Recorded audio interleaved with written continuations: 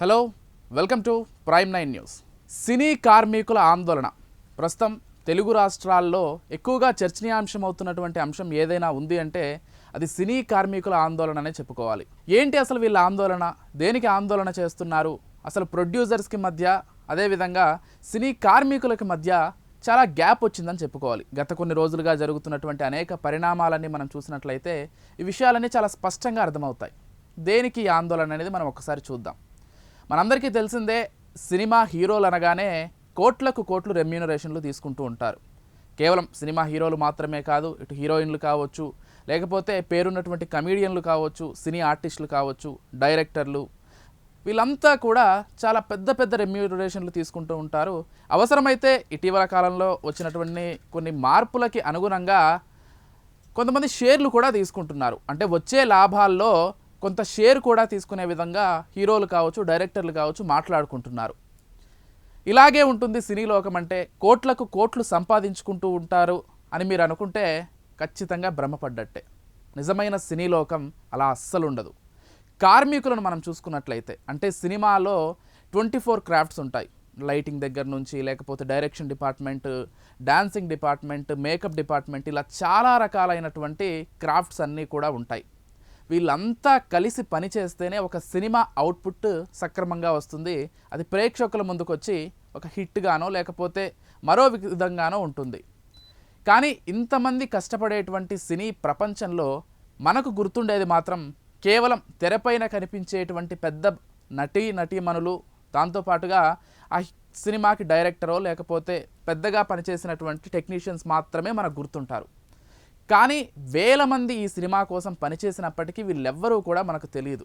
వీళ్ళంతా కష్టపడితేనే, వీళ్ళంతా శ్రమ పడితేనే ఒక బెటర్ అవుట్పుట్ వస్తుందని కూడా ఎవరికీ తెలియదు.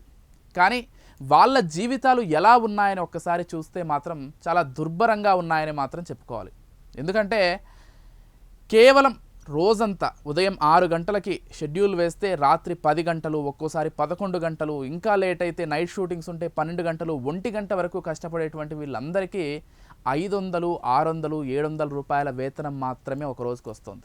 వినడానికి చాలా ఆశ్చర్యంగా ఉంటుంది ఇది, కానీ ఇదే వాస్తవం. నిజానికి కోట్లకు కోట్లు తీసుకునేటువంటి సినీ హీరోలకి ఈ సమస్యలు ఏవి కూడా ఇప్పుడు పట్టట్లేదు. కొంతమంది బయటకు వచ్చి మాట్లాడే ప్రయత్నం చేస్తున్నప్పటికీ పెద్దగా ఫోకస్ మాత్రం అవ్వట్లేదు ఈ సమస్యలు.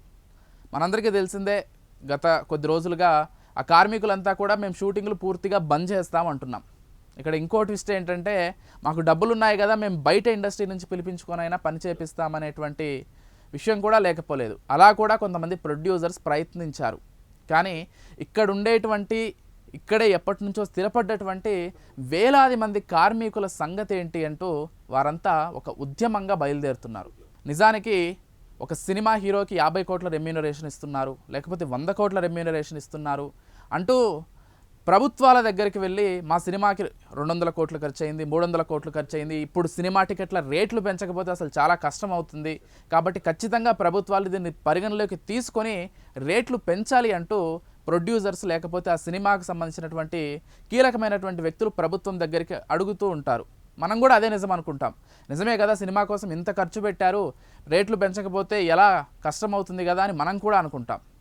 కానీ అందులో సింహభాగం, అంటే ఎక్కువ భాగం మొత్తం కూడా కేవలం హీరో రెమ్యూనరేషన్కి, హీరోయిన్ రెమ్యూనరేషన్కి, అందులో యాక్ట్ చేసేటువంటి బడా సినీ స్టార్లకి మాత్రమే వెళ్తుంది. దాంతోపాటుగా మహా అంటే డైరెక్టర్ తీసుకుంటారు. కానీ కింది స్థాయిలో ఉండేటువంటి వ్యక్తులు ఎవరికీ కూడా ఏ ఒక్క రూపాయి కూడా, అంటే లాభాల్లో కావచ్చు లేకపోతే ఖర్చు పెట్టేటువంటి దాంట్లో కావచ్చు, ఎక్కువ శాతం ఎవ్వరికీ కూడా ఇవ్వట్లేదు.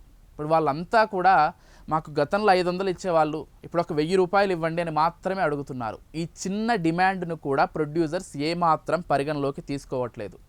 సినిమా హీరోలకి 100 కోట్లు ఇవ్వడానికి రెడీగా ఉండేటువంటి ప్రొడ్యూసర్స్ ఈ 24 క్రాఫ్ట్స్లో పనిచేసేటువంటి కార్మికులకి మాత్రం 500 నుంచి 1000 చేయడానికి మాత్రం చాలా అసలు ఏదేదో పెద్ద ఇబ్బంది అయినట్లు ఫీల్ అయిపోతున్నారు. నిజానికి అసలు కింది స్థాయి నుంచి కష్టపడేటువంటి వాళ్ళకే ఎక్కువగా లాభాలు ఉండాలి, లేకపోతే వాళ్ళ కష్టానికి తగ్గట్టు ఇవ్వాలి. ఒక లైట్ మ్యాన్ ఒక లైట్ని ఉదయం పట్టుకుంటే ఆ షాట్ అయిపోయేంత వరకు కొన్ని గంటల తరబడి అదే లైట్ని పట్టుకొని ఉండాల్సినటువంటి పరిస్థితి ఉంటుంది. అంటే శారీరక శ్రమ కావచ్చు, మానసిక శ్రమ కావచ్చు, చాలా ఎక్కువగా పడుతూ ఉంటారు వాళ్ళంతా. కానీ లాభాలు ప్రొడ్యూసర్లకు వెళ్తుంటాయి, ఎక్కువగా రెమ్యూనరేషన్లు తీసుకునేటువంటిది బడా బడా సినీ స్టార్లు లేకపోతే డైరెక్టర్లు. కానీ కష్టమంతా మాత్రం చిన్న చిన్న కార్మికులు మాత్రమే పడుతున్నారు. అసలు ఎందుకు ఇలాంటి ఒక పరిస్థితి సినిమా ఇండస్ట్రీలో ఉంది అంటే ఇప్పటి వరకు సరిగ్గా ప్రశ్నించేటువంటి కార్మికులు లేకపోవడం వల్ల.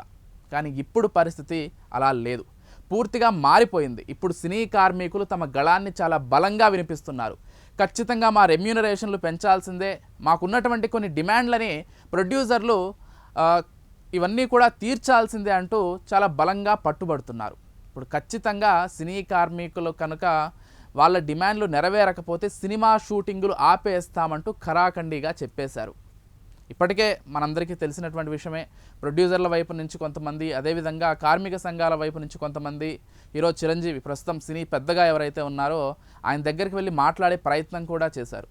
అంటే మనకు వచ్చినటువంటి సమాచారం ప్రకారం ప్రొడ్యూసర్లను కన్విన్స్ చేసి కార్మికుల కోసం కొంత వెచ్చించండి అనేటువంటి విషయం కూడా చిరంజీవి వైపు నుంచి కూడా చెప్పే ప్రయత్నం ఆయన కూడా చేశారు.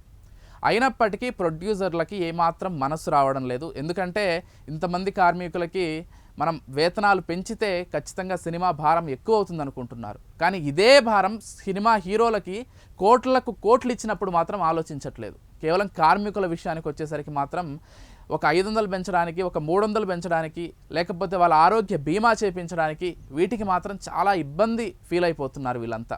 చూద్దాం, అంటే ఇప్పటి నుంచి ఉద్యమానికి సంబంధించి అంటే వాళ్ళు చాలా క్లియర్ కట్గా ఉన్నారు. ఖచ్చితంగా వేతనాలు పెంచకపోయినా, మా డిమాండ్లు నెరవేర్చకపోయినా కానీ ఇప్పటి నుంచి సినిమా షూటింగ్లు అన్నీ కూడా బంద్ ఉంటాయని చెప్తున్నారు. మరి నిజంగానే బంద్ చేస్తారా, లేకపోతే ఈలోపే చర్చలు సఫలమయ్యి ప్రొడ్యూసర్లు కొంత దిగివచ్చి వాళ్ళకి వేతనాలు పెంచే ప్రయత్నం చేస్తారా, లేకపోతే సినీ కార్మికులే ఇక భవిష్యత్తులో కూడా అడ్జస్ట్ అయ్యి ఇదే వేతనాలకి పనిచేస్తారా, ఇవన్నీ కూడా వేచి చూడాలి.